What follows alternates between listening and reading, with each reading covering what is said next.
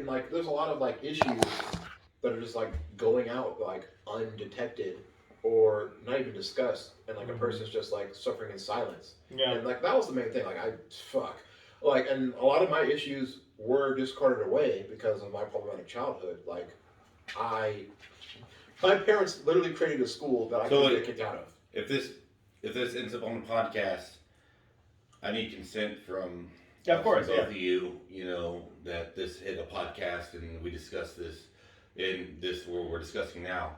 It's If I hard. decide to, Yes, and Okay. also it's already in my book. It's already in a book from my dad. So like my parents literally created a school that I could not get kicked out of.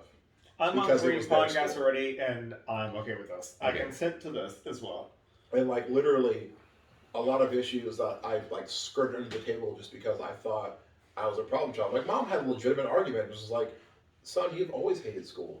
You've always been that problem wherever you went, Mm-hmm. and like you being unhappy in high school is not new to us. And I'm like, well, fuck yeah, you're right, but I've never been unhappy every single day of my life. Yeah. Like not Monday through like I've been unhappy like one Tuesday out of the month where like somebody did something. Not Monday, Tuesday, Wednesday, Thursday, Friday, fucking Saturday I wake up still fucking unhappy about the week. Like that was literally All the time. 4 years of high school. I was not there was I could probably count on Because one. you are a minority, a very like tiny minority in your high school, right? Yeah, and like I was a minority of the minorities because like Yes. all the other minorities, like fuck. There's a fucking video on YouTube about like super ass rich kids, and like about how like super rich kids live their lives. That kid was a classmate of mine. One of the black kids, he was like African royalty. Yeah. That kid did not have a fucking want or need in his life that wasn't met. Mm. And there was like a kid sitting on top of a fucking Bugatti. That was a kid. That was like one of my underclassmen in high school.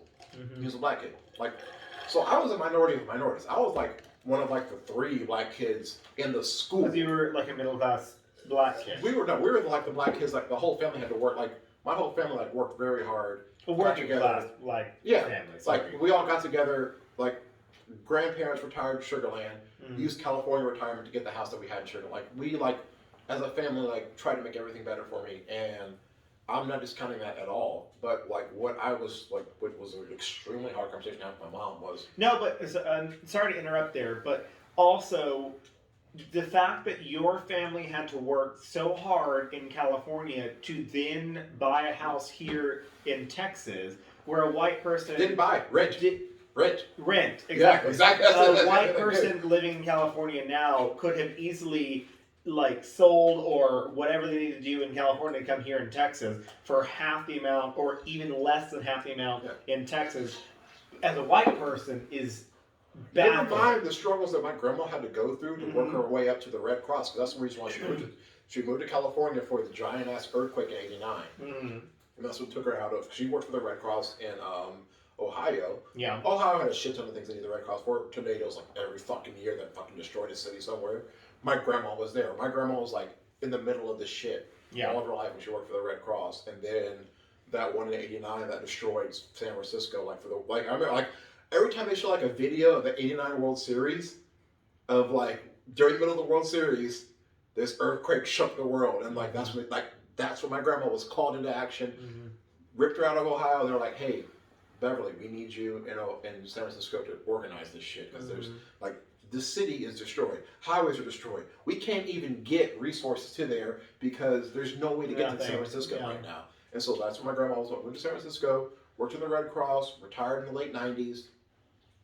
And based off of that, my grandfather worked all of his life, hard as hell. Like, he was an engineer, and was always overlooked because he was black. He's black. Yeah, he's like, I got an engineering degree from so and so. Like, oh, that's great. Oh, awesome. William Pearson. That's a good white name. All right, yeah, come on up. You can work in the field. You can work in the field. You're gonna. well, you had the same type of thing going through working used auto parts. Oh, we're looking for the white Aaron. People would show up. Like, I sound the way I sound, and there's not even a video of me right now, which is even more hilarious. But so, like, I sound the way I sound, I talk the way I talk. It's because my family's from the North, and that's the way people from the North sound. That's just the way it is. Because racially and also historically, black people were trained to have to talk like white people, which is racist. Yes. It's racist to have to be forced to talk like a white person. And it's not racist. It's a regional thing. It's so terrible. It's like... I talked about my experience in a call center with my friend who has, I won't use her name, but she has a black sounding name, quote unquote. And so people would call in the call center and she said, oh, my name is so-and-so. And they'd be like, I don't want to talk to you. And she'd be like, can I be transferred to someone else? She'd be like, I'm the only one available because literally our call center was busy all the fucking time. You'd wait 10, 20 minutes to get to talk to someone on the phone line. And then so they'd say, well, you have to hang up and start again until you get someone else. Like, I can't transfer you.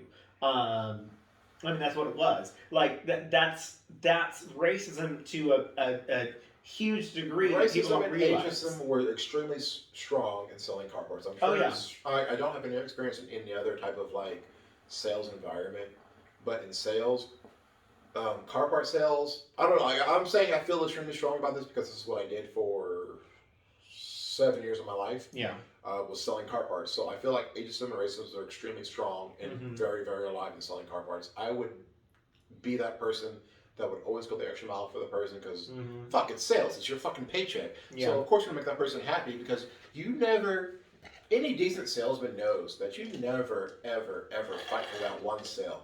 You fight for that second sale. So yeah, I'm selling you a $15 part right now, but who's to say that on your car lot, you don't buy a car and you don't need a $3,000 motor later? Because you know that if that person sold you a fucking $15,000 fucking piece of shit plastic piece that nobody gives a shit about, you know that guy will fight his ass off for that motor. And then you know if that motor goes bad, that guy will have your back because he bought it from a decent person. And so that's what decent salesmen do across the board. Anybody who's like gives a shit about pure commission life, anybody in commission will know that. And so you would sit there and do that, and I would. When I worked for Floor Covers International, don't use that. When I worked we'll edit that out. When I worked for a flooring company, there you go. There's a good edit right there. When I worked for a flooring company, they told us exactly that. You can go into that person's house and find a way to make this the cheapest way to fix their problem.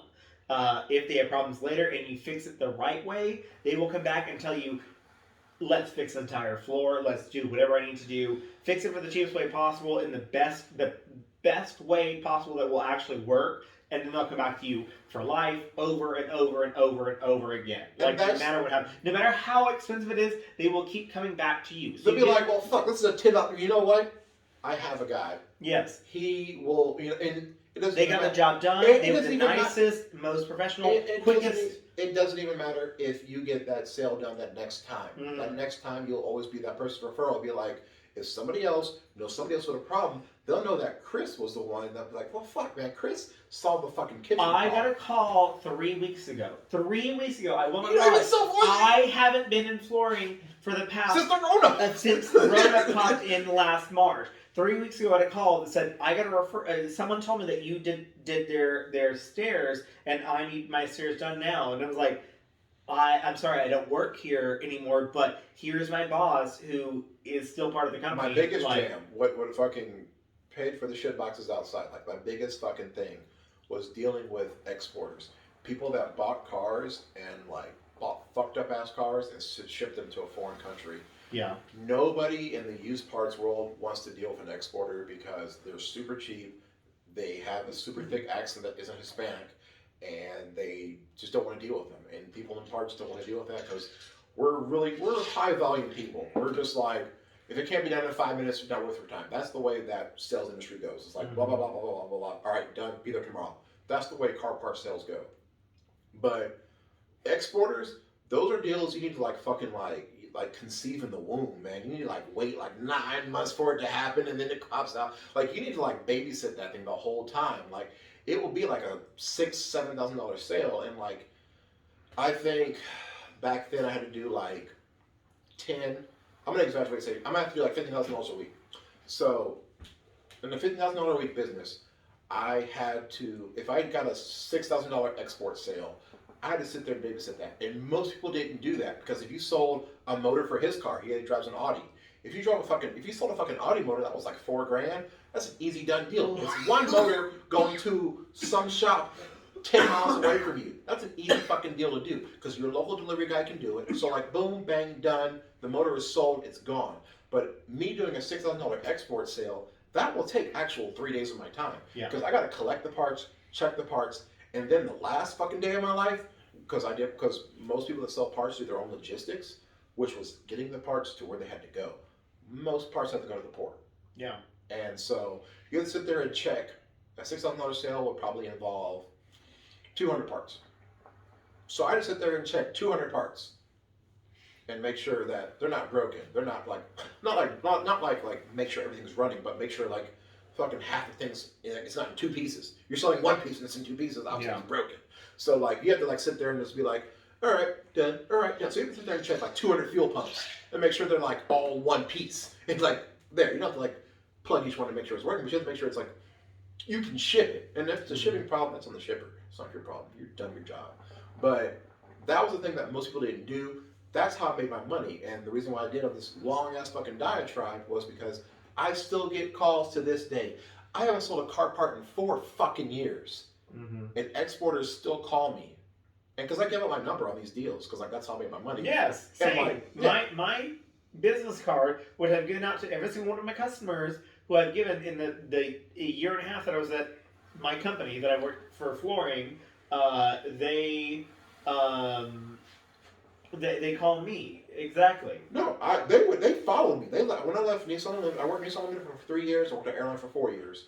And when I left Nissan Limited, all my exporters followed me to Airline, and they were even happier because I had access to more than Nissan parts. They're like, oh, you can do Toyota, you can do Lexus, oh, you can do all these other. And so like they were all like super ecstatic because they would follow me, and they'd be like, they would know that I would give them the deals, I would find them the parts, and knowing that you can like offer a person more than just the cheapest part, you can just offer them that service of just you being you was the best thing about it. And it's all about, I don't know, just being like a good person in general, which is like the hardest thing out there. It's like finding just good people. People to trust.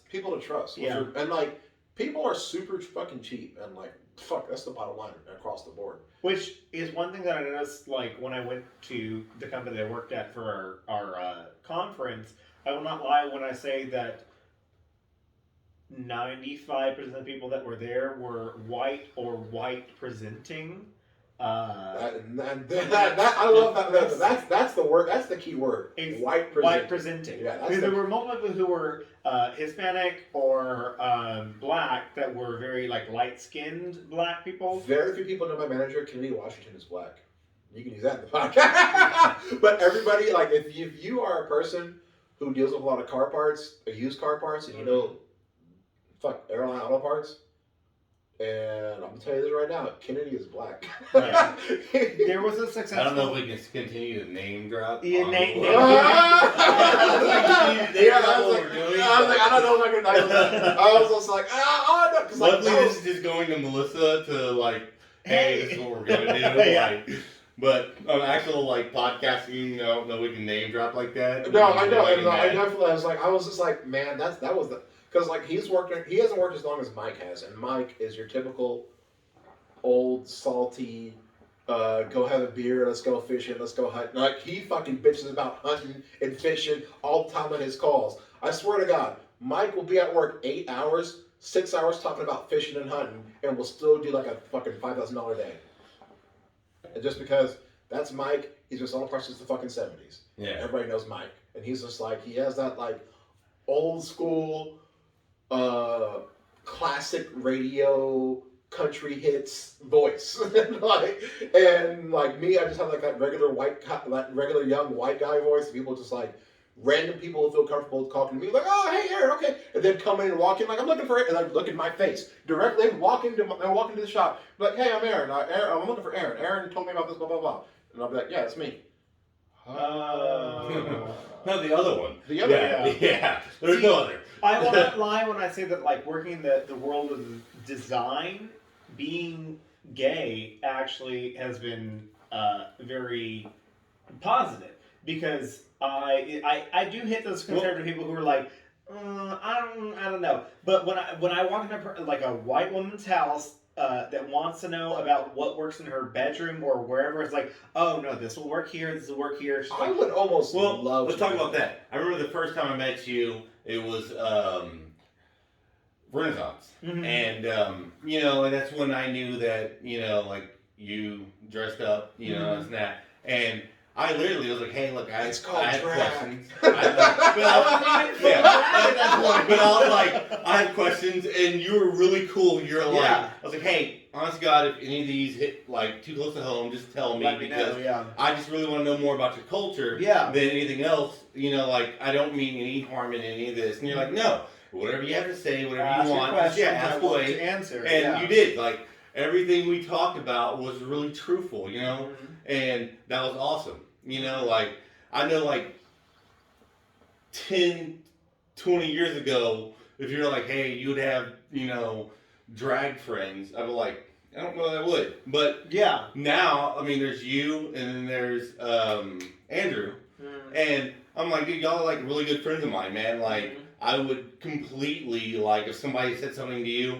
I would stand up and be like, hey, don't talk to my friend that way. Like, you don't, until you fucking know him and actually have plight against him personally. As a person. Yeah, as a person. Just because he's gay, because Chris is a shady bitch. Let's I'm a fucking bitch. Like, if you have plight against Chris, then talk to me. Yeah. If you have plight against who he is, shut the fuck up. Bitch. You don't know. Like, you don't know. If Chris said something to you, like, terribly, let's talk about it. But if you're just mad at him because he's the way he is, shut the fuck up. Like, back up. Absolutely. That's the way I go through life. Like, I have problems with everybody like this. Like, if nobody has done anything to you personally, not what you heard on the internet, not what you heard from your fucking cousin, or even your father or your mother.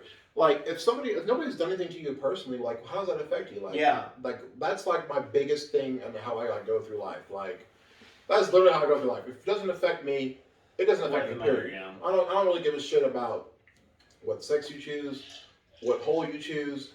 It doesn't affect me one iota ever. Does that make me trying to get my headers out of my car harder? No. Does that make me trying to find a job harder? No, not at all. Why does it fucking matter? It's none of your fucking business. That is that person's choice, all right? And how they affect other people and like how other people choose it, that's them. Leave them the fuck alone.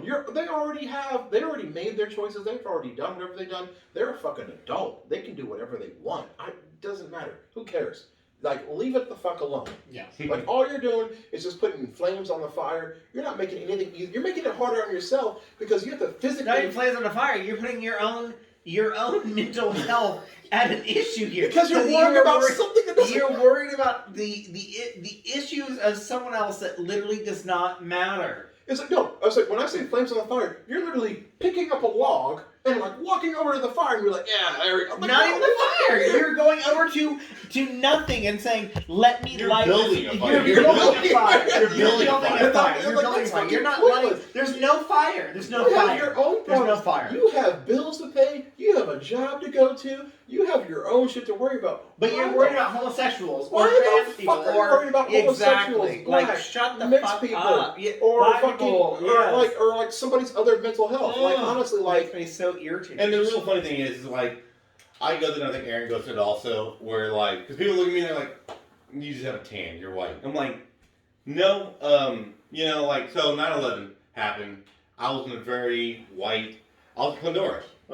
And like, backcountry's Honduras. What's your ethnicity? Well, like, what's I'm your half background? Mexican, half white. Okay. But everybody looks at me like, oh, well, you're Middle Eastern. I'm like, no, I'm not. So when all that happened, it was like, people look at me like I was a bad guy. I was like, if Mexicans took over, I could take that, like, I guess I'm part of that. But no, like, I had nothing to do with what's going on here. I had nothing to do with that. But I had so many people like, I'm gonna beat your ass. Yeah. And your people did this. I'm like, what people? Like, and my people cut your grass. This is the part that I get fucking flagged over.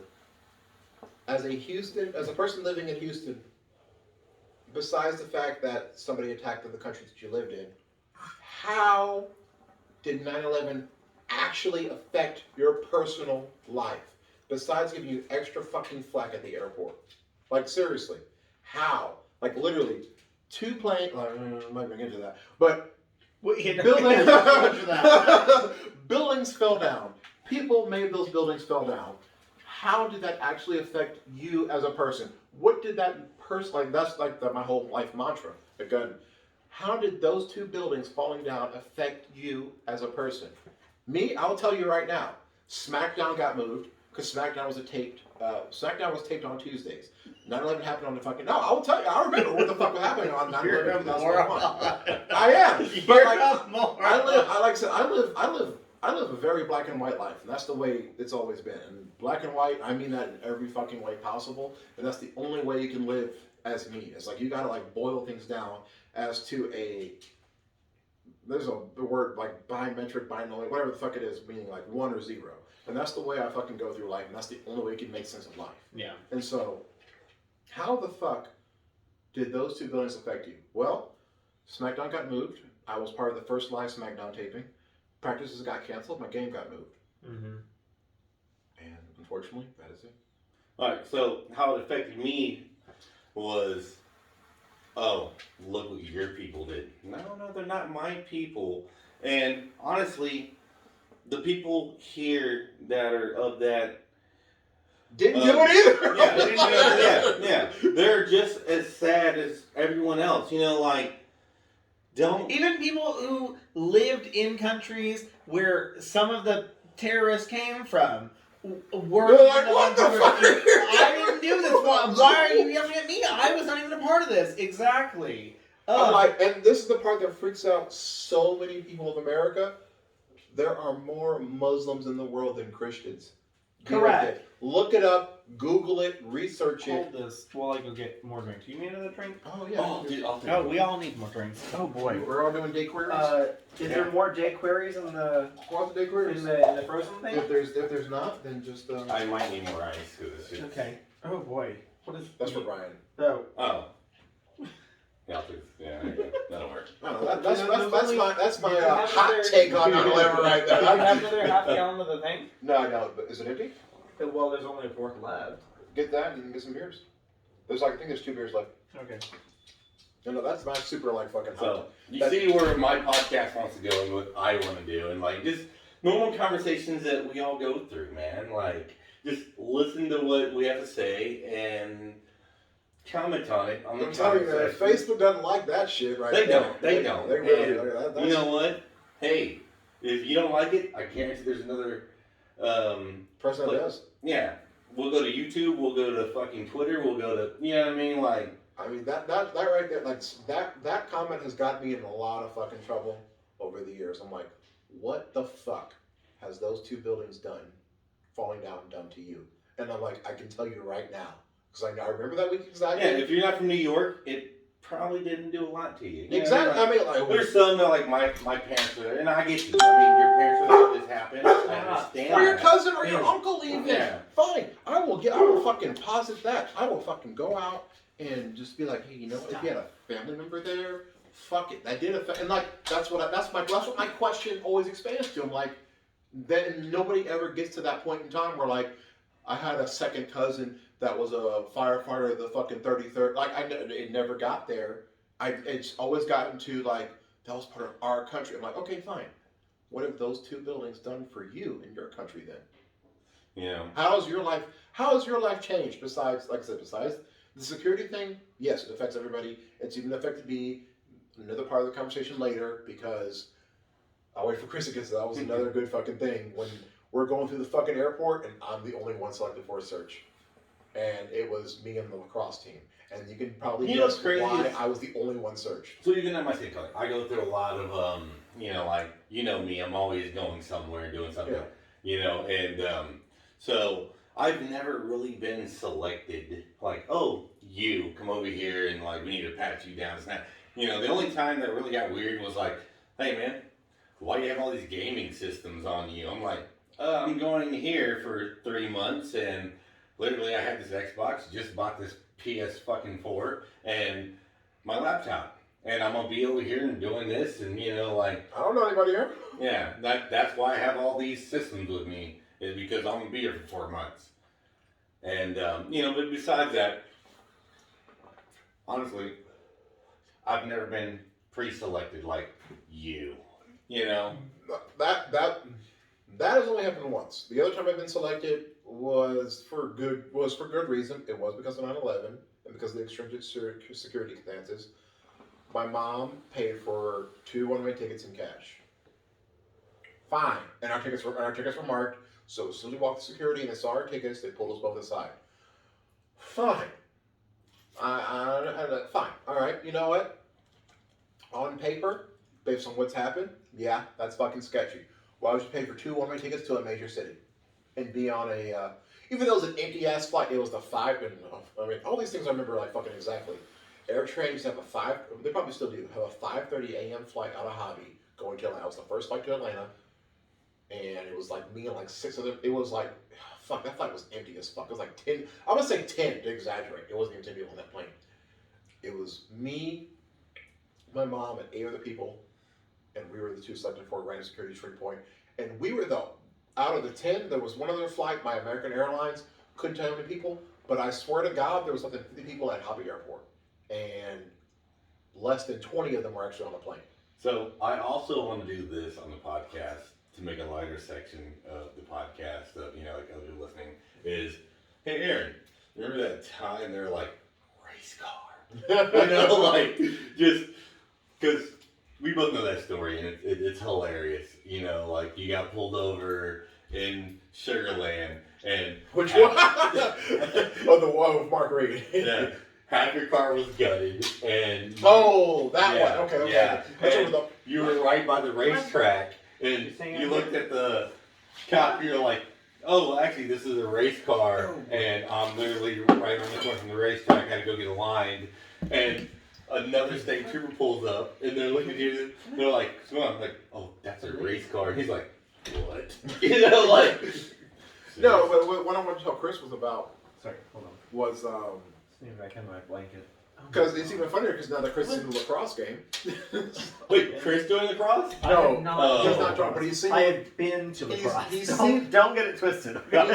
He's seen the sport and he knows how the sport is, and so I understand the sport. Yes, ish, but he understands the culture of the sport. There we go. I understand the idea of lacrosse. And Do I understand lacrosse? No. So. Aaron's steadily trying to get me like to join the lacrosse game. I have no clue anything about lacrosse. I have no idea. He said just run, and I'm like, that doesn't make it better. Yes, make it better. That's it. If you want to get running shape, just play lacrosse. I swear to God. Running shape, bitch. Really? All right, go pick up a stick and play mini then. I'm a runner. All right, go pick up a stick and play mini. Oh my God. And I swear, I told you you don't have to ever catch or throw a ball for the whole fucking game. But if you can just go out there and follow some guy's ass. Gay card. You got me listening. Just kidding. Oh. Edit. Edit? That's some comedy gold, okay? Shut the fuck up. No, but the one I was saving for you was the security check I had in high school. We were going to DC. For me? No, I was. Oh, you wanted to let me hear it. I wanted everybody to hear it. Okay. I guess I'll start with the easier one. The easier one was me and my mom were going to Atlanta. We were picking up a car. So my mom bought a ticket. Your mom is, oh yeah, what's going on? You can be white, I think she's white presenting. Not like purposefully, but like she can be. No? And like, I'm not, my whole family is white. And when I say light, I mean really fucking white. I mean like, yeah. So when I met Aaron, he was living in Sugarland, and I was like, okay, cool, man. Like, rich black kid. You know what I mean? Like, that's... And not really knowing Aaron very well, just meeting him and going to his house, working my car, and it was like this really nice house in Sugarland. Yeah. You know, I was like... Or even understanding what the idea of, like, what a rich black person... What your idea of what a rich black person was. Yeah, like, that's another, like, addition onto that. Like... What do you mean by a rich black person? Like, what does that mean, kind of thing? So like that adds in like another dimensional layer to that as well. That makes sense. Do you mean like a family of 3 people bringing in income to afford a rental house? Exactly. Or yeah. Do you mean like I said, like we never owned a house in Sugarland. We rented a house, And the rent's actually not that bad. It's like same as you. But also, like, you would never have known that. Like, no, you would have never, because that's not a question. By the way, like, I you rent the house or do you own this house? Like, that's a racist question to ask. Like, do you own the house or do you rent it? Like, or like I said, that's not a question you ask anyone. The way I sound, I play lacrosse. I went to private school all my life, most of my life, anyways. So like people just make these assumptions and like no, they're not true at all. Yeah, but when you just said the way I sound is already racist, like, and it's not racist for you to say, but it's racist for anyone to have to say. It has been the biggest question going. It's like living That's in Texas. Stupid. It makes me so mad. And then like expecting like this 6 foot, 280-pound black guy sounding the way I do, and you probably don't sound like this. And you're not even seeing. Sound black, quote unquote, like. Ugh. Like, unless you know Aaron, you'll like, well, who like, are you really listening to? Honestly, the way you're talking to it, if you just walked in, like, if you just heard this and walked into the room and guessed which one is talking right now, nobody would point to me. No, they wouldn't. That's racism. They would point to Bailey before. Honestly, that's what I'm saying. That's racism. Like, because people have this idea of like what black people talk as, quote unquote. Especially based on size. Like, no, just like being, like, it's even hard, like, fine. Like, I'm not racist. And then, like, if they see me and another small black guy, and, like, I was another tiny black guy that works in my shop. And I never knew this. So, quote unquote, yes, I'm a racist. Another tiny black guy works in my shop. He is actually a head sushi chef at a really big Japanese place in Midtown. I don't think it's racist. I think I swear, if Jordan was in here talking, you'd think I'd be Jordan, and my voice would belong to somebody else. And if somebody walked in and they would guess who is the head sushi chef at the Izaku in Midtown, they would not point to Jordan. Yeah, they'd point to you first. Or if we had an Asian guy here, they'd be like, "Oh, that's him." You know, like if White was here, they're like, "Oh, it's probably White." Yeah, you know, I think White's another person. Like, what? Fucking dude. And then they would say, who is closer to 40? Like, who is 40 years old? Brian? You would never pick White out of that. Because when White told me he was like almost 40, and I was like, no. You know, like, really? Like, good God. And there's like very, very, very subtle hints that Wyatt is in his 40s. It's because he's living that awesome surfer life. But that's like, dude, that's the guy you want to like follow your life after almost because he's on vacation all the time. He's literally on vacation all the time. But anyways, back to what I was trying to get to. All right, so I'm in high school. We're going to a lacrosse tournament in DC. So imagine, lacrosse. We're flying. Yeah, we're flying. We're flying to DC for the lacrosse tournament. I am with the lacrosse team and the coach, and we are in Hobby Airport. In our lacrosse warm-up. So we're all in fucking broccoli green, straight Jesuit, which is like as Catholic as you can think of, like warm-up suits, walking through the airport, and I get security. We get the security. We put our little carry-on bags on, and security pulls me aside. It's like, oh, it's random, and my coach is like, random? And my coach is like looking around, looking at the lacrosse team, and he was like, what's random about this? And yes, as you're guessing, I am the only black person in line right now. Because it's me and 20 other guys. What do you mean random? You're just like, whose bag is this kind of thing? No, they pulled me aside. They didn't pull the bag. They pulled me as a person. They were like, hey. Random? There's one black person in the line. Okay, now I get what you're saying. Yeah, that's what my coach was like. Random. You pulled the black person aside. I think the Colts are cold or something. Yeah, it's about time. It means to start another 3 or more. So yeah, they pulled me aside. No smoke coming out of my lungs. No.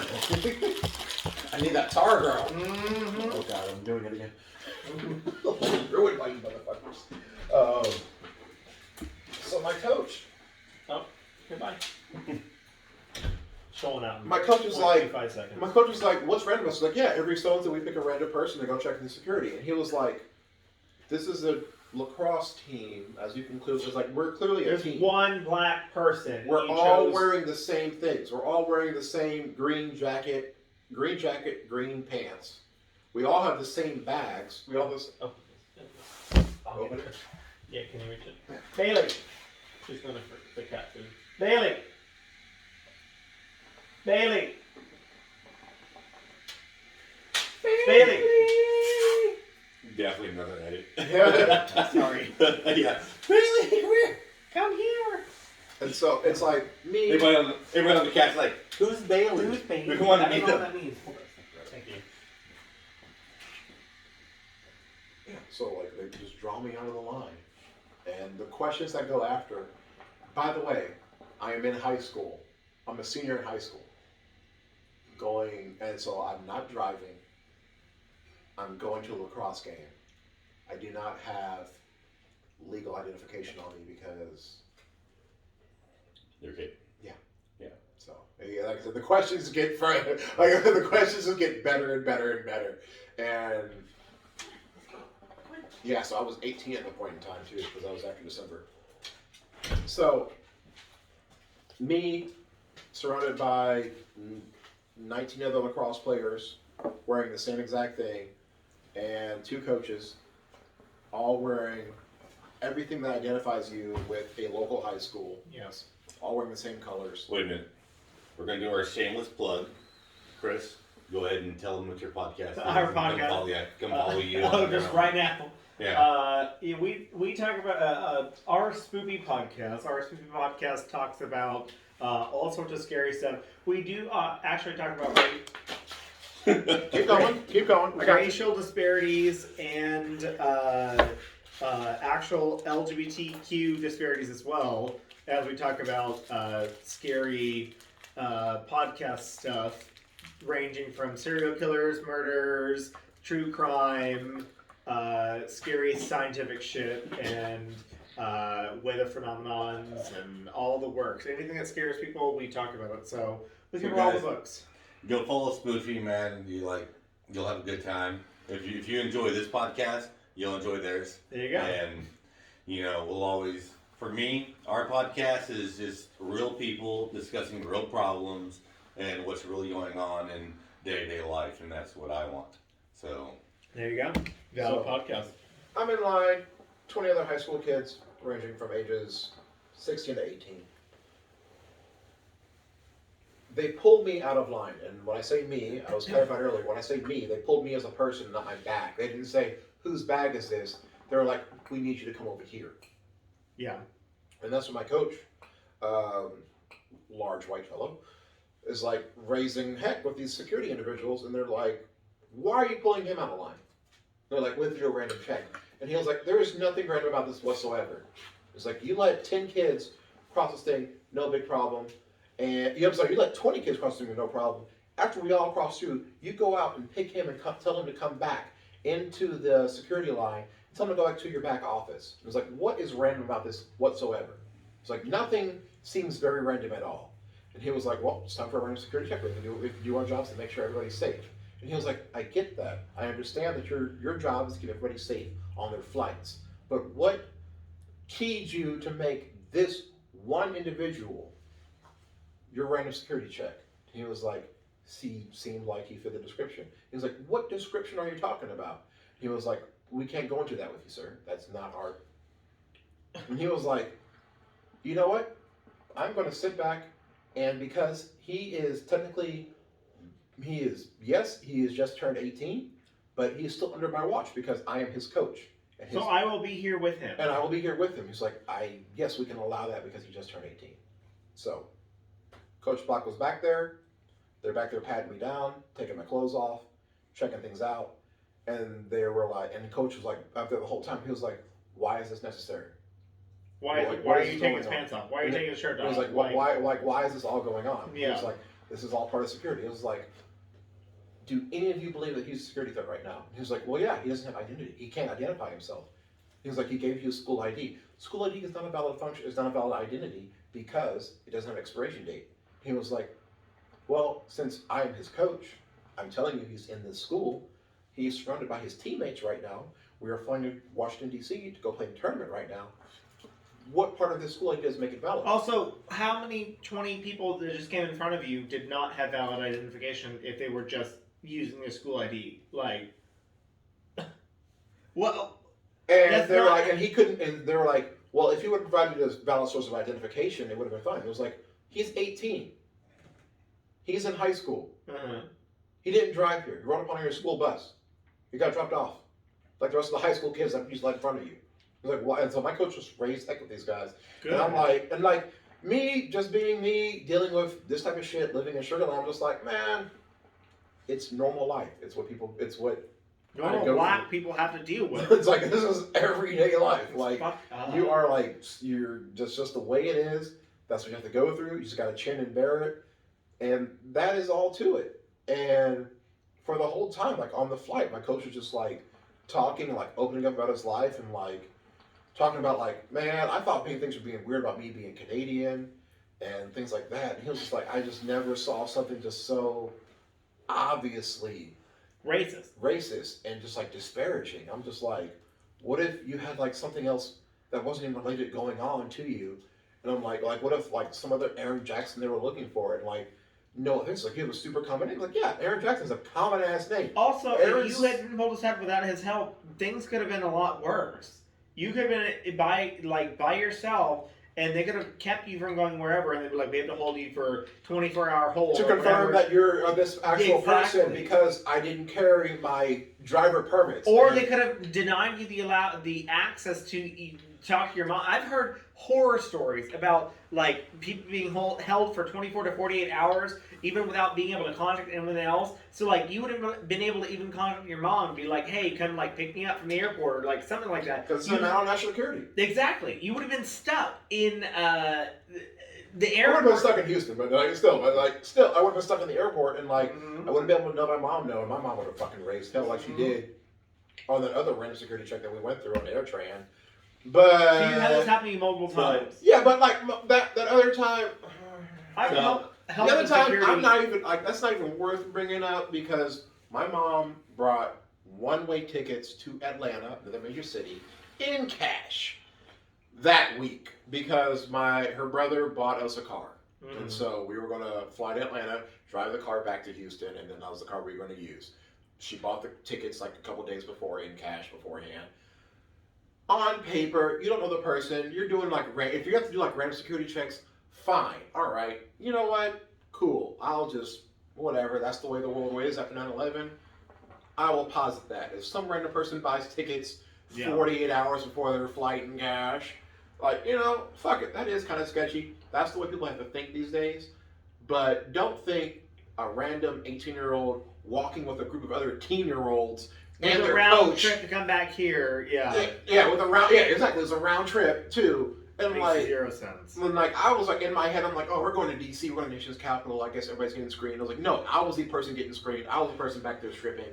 Like it was me. Like I was the one being attacked that time, and like that was the one that like kind of like sticks out as the most on like security purposes. Yeah. And to be honest, I really haven't been checked since. So sorry, go ahead. I was 19. And were you screened as well? No, listen. I was 19, and I went to a border town in Texas to do some work. Yeah, border town. Okay. Yeah, so I went to border town and did some work over there. And the guy I was working for was an absolute POS, man. Like, he literally just like he hired 2 kids that he thought he can get over on, and luckily for me, my friend's mom was highly intelligent because we get there. He treats us like complete like ass, and he was like, "Oh, I'm gonna give y'all $500 a week." And then when we get there, he's like, "Actually, I'm just gonna give y'all $500 to split between the 2 of y'all." And we had been there a month, like something I had up here. And then like he treated us very wrong, and so he bought us like tickets to go home because we were done. Like, no, man, like you're treating us completely wrong. Yeah. So we get on the Greyhound. We're heading home. We get stopped by immigration, So they're running through this and that. I completely did not bring my ID. No. Yeah, I completely didn't bring my ID. And they're just questioning me, right? And I'm like, dude, you could listen to how I sound and tell I'm American. Dude. Like, you know what I mean? Like, and they're like, well, actually, they're trying to detain me.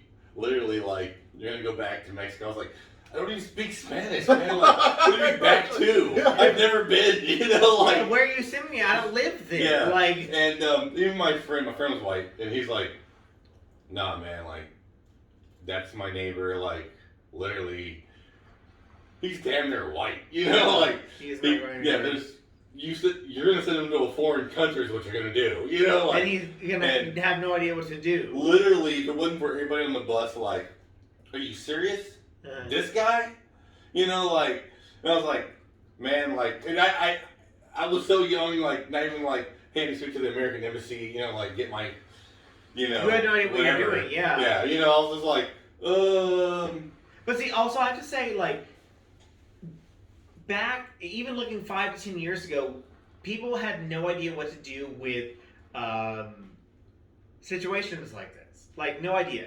The internet has done so well to spread information and say, this is what you need to do in these situations. Like, these are the words you have to say, these are the things you have to say, like, do this now kind of situation. And let me just stop you right there and, like, give an explanation of exactly why you're fucking right. You're going to tell me I was wrong. I was like, girl. No, like, exactly why you're fucking right. Because we just graduated, this was after a couple months after the lacrosse incident. We went to South Padre. Which South Padre, if you don't know, is like 15 minutes away from Mexico. We were coming back from Padre.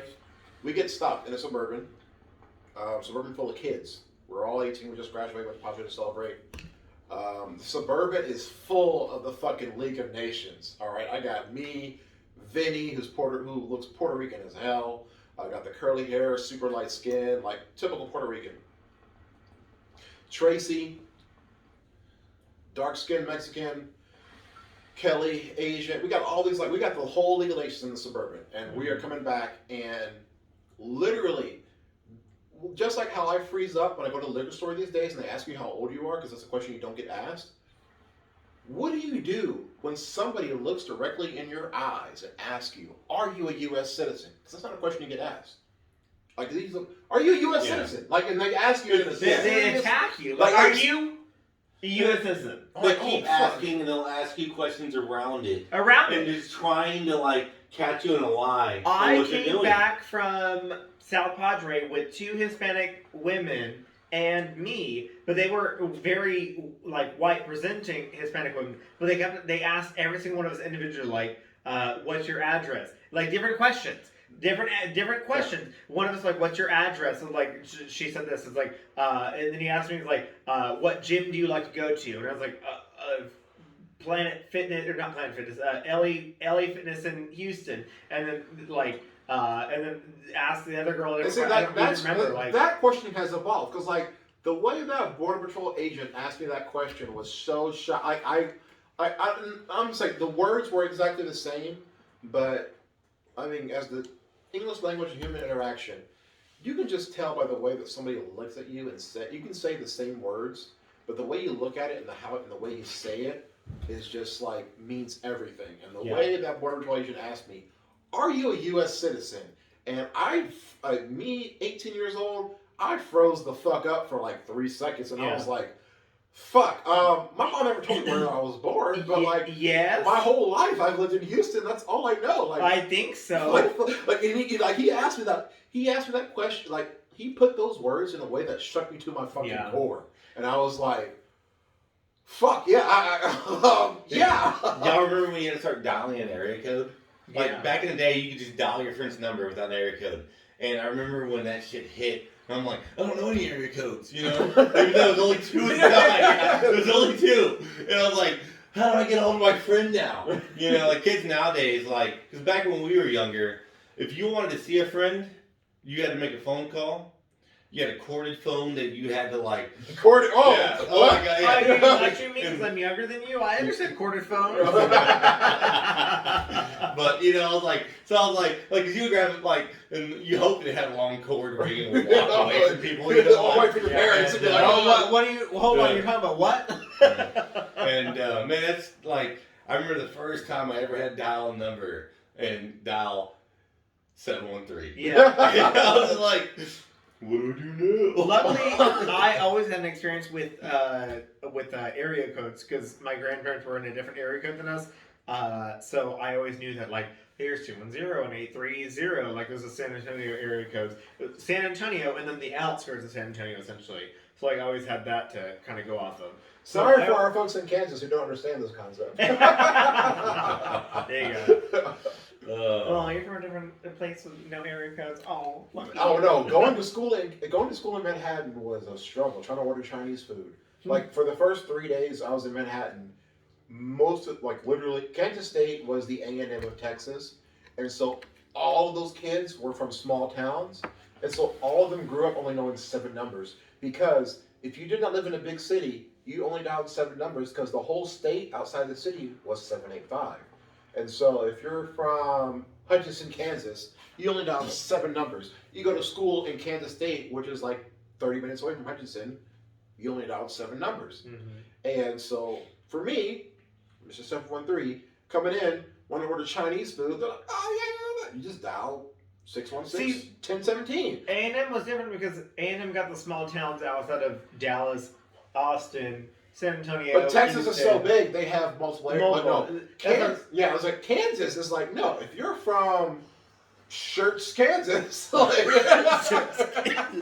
you. And you go to Manhattan, guess what? Nothing's changed, girl. Everything's the same. Like not a damn thing has changed. Everything is just as fine. Matter of fact, there are those 3 kids you sat next to band class into. They also came to Kansas State. Oh, what happened up there? And so for 3 solid fucking days, I couldn't order shit because every person I talked to did not know the area code. Yeah. And they were like, "There's 10 numbers. No, there's only 7. Okay, what's the area code? So like, if you're not from here, what would you dial to call here? 7 numbers. 7 numbers. I don't know. What? And it was a struggle. Like it was really fucking funny to see people's faces. You're like, I'm from a town where we have 3 area codes. Like, tell me what an area code is. I did say, just going backtracking a little bit.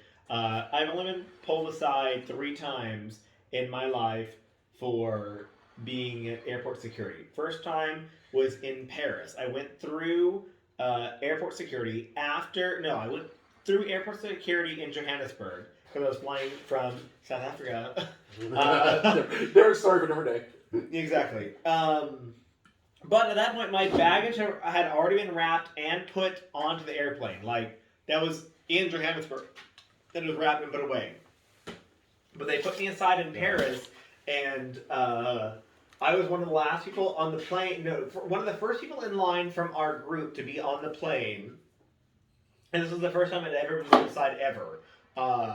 And they were like, "Sir, we need you to step aside." So they like held me until everyone had boarded the plane, made me take off my shoes while I sat there and waited until I just waited. Like I just sat Wow, there. the whole fucking international plane. So this is like hundreds of people. Hundreds of people just like boarding this giant ass plane, and it was like, and at this point, like I didn't have my phone because like.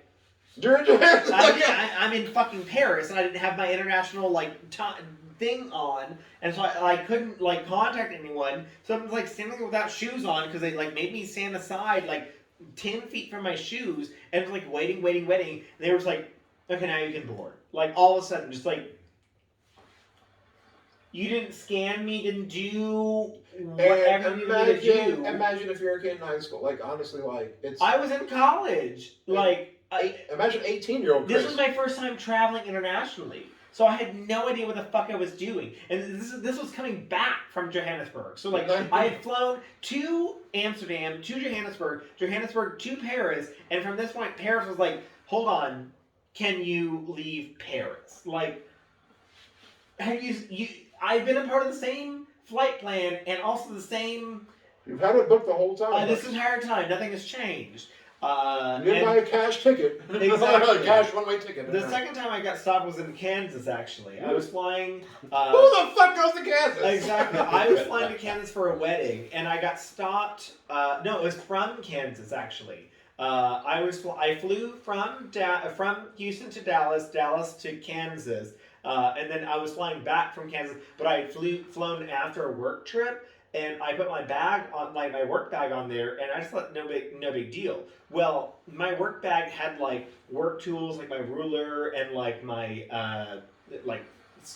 moisture scanner and all that shit. Whenever I worked for a flooring company, and that's kind of good. Okay, fine. It was understandable. But Kansas was surprisingly much easier to deal with because they like pulled it out and they're like, well, let's look at this. And like, they're like going through it and they're like, oh, you must be some sort of contract. And like me as like a little white boy who was like not dealt with this shit, I was like, I'm being pulled aside. Like, what do I do? I'm so scared. So I was like, yeah, this is just like a ruler that I use. I'm so sorry. I recently flew back from Florida a couple years ago, and expectedly, I never got pulled aside, but we went to a Florida brewery contest, and amazing. Had tasted many delicious beers, many things that you cannot get back in Texas, and we decided to bring back the big crowlers.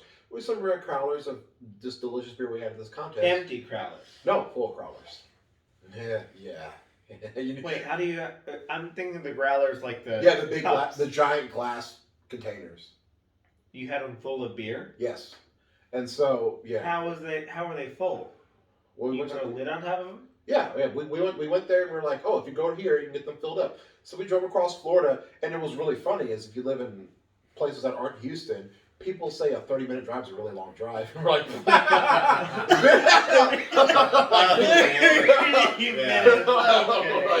bitch, you're from Houston. It took me 30 minutes to get from here, from my last house, and I live here and there. So like, literally here was like 38 minutes to come here. Exactly. And that's where it was to go to these like breweries, and they'll package your crowler for you. So we went like all over through the eastern panhandle part of Florida, just going to these different breweries that had these delicious, amazing ass beers. We bought a bag, packed it. So yeah, we left with 2, came back with 3 bags, and expectedly came back to Hobby, got the beer bag back because I packed the beer bag properly. I put clothes in around it, wrapped it around, make sure the crowler shouldn't break, and I get the beer bag back, opened it up, and we have a friendly note from your local agency saying your bag was selected. Your bag was selected because it looked suspicious, and we went through it. And I'm like, you know what? That's fine. I had gallons of liquids in my bag. Like honestly, like the way things are, I accept that. I'm okay. Like that's I'm okay with that. That's fine. Yeah. I will take that loss as a part of my security and everybody else's security. But pulling aside random 18-year-olds that are dressed up as a part of like the rest of their little team, not okay. Well, so I got stopped. My last time I got stopped was in Cancun, and I got pulled aside like as we were about to board, like not security, as we were about to board the airplane. Yeah. And my friend who speaks Spanish was like, "I'm gonna stay with you because these airport security, the airplane security people only speak Spanish." That's fine. So whenever they were finally they got to me, she was like basically asked like, why is he stopped? And she was like, they were like blah, blah, blah, like random security check, and she was like, what's the random security check? Like, what's the problem? He's not bringing a bag on onto the airplane. Like, why did you stop him? So like she's feisty. She's a feisty Spanish woman. So she like was yelling at them, and they were like, fine, he can go on the plane. They were essentially like, get away. So like it was like, were you trying to abuse me in some way, shape, or form because I was in a foreign country and like it didn't I wasn't able to speak? And that brings you a question about your Paris stop too.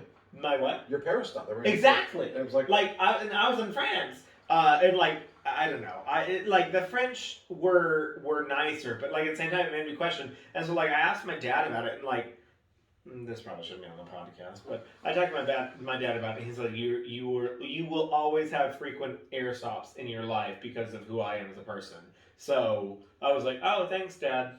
And man, for the rest of my life, I will always have this mark on my I swear thing. The government's always tracking, man. The government's always watching where you go, where you go. Well, he works for the government, or worked for the government. So he was like, basically every single person in this family will always have random security stops in every foreign country that we go to. He said it'll actually be more frequent when I'm coming back from a foreign country, and so here I am, Cancun, Paris. Like as I'm trying to enter the U.S., they're like, why were you gone? Essentially, like, that's what I'm facing. So it's like I'm glad I will always face that for the rest of my life because I'm very excited about that, especially since I love to travel. So honestly, as long as it's like, there's a reason, there's a why, there's an explanation. Yeah. Besides the fact of how you look. And yeah. honestly, as long as it could be detained for your father was a government employee work, not because your father was a different race, like different color, different religion. Or as I'm finding on Answer Street, like the funniest thing I found on Answer Street is like when they say, "What is your employment?" Farmhand. I'm like, Were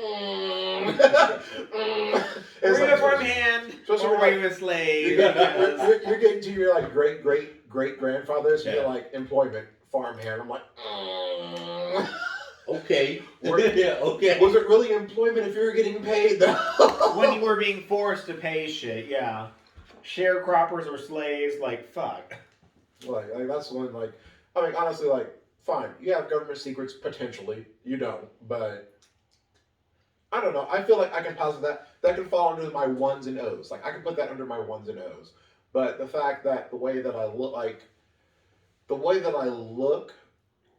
and not even the way that I sound, but and not even the way that I present myself, because hell, the way I dress now as an adult is way more of a bum than I was when I was younger. So I'm just like a fucking bum everywhere I go. I look like a fucking bum. But I've gotten more as a bum as I'm older too. Yeah. Also, coronavirus for the past year. I have stopped wearing underwear, so. That's welcome to this podcast. Honestly, that's one less. We're ending with.